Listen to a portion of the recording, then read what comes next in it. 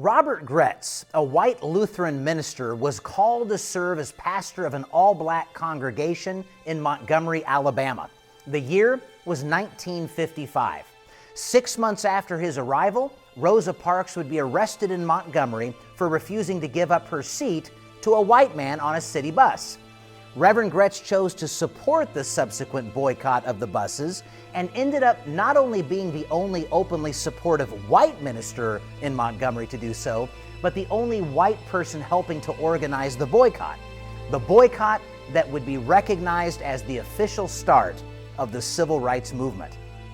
Montgomery was so segregated that every time Reverend Graetz conducted a worship service for his black church or had church members in his home, he was in violation of the law. Just 1 month into the year-long boycott, Reverend Graetz's family began receiving threatening phone calls. Some of those calls even threatened his young children. His gas tank was filled with sugar, and his tires were partially slashed on the inside with the intention that they would fail while on the highway. Due to his ongoing vandalism claims, every few weeks he would be dropped by an auto insurance company. One member of his church was fired from her job simply because she belonged to his church. Reverend Graetz's home was the only home bombed twice by the Ku Klux Klan in Montgomery, and a third bomb did not detonate. Constantly surrounded by danger, Reverend Graetz said that he had to, quote, trust in God's care to make it from day to day, end quote.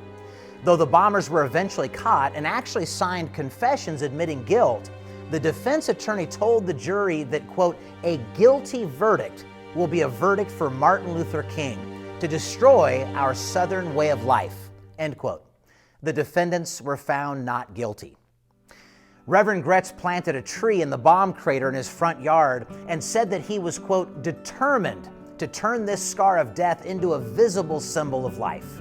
When criticized about taking time away from church duties to be involved in the bus protest, the Reverend said, I cannot minister to souls alone. My people also have bodies.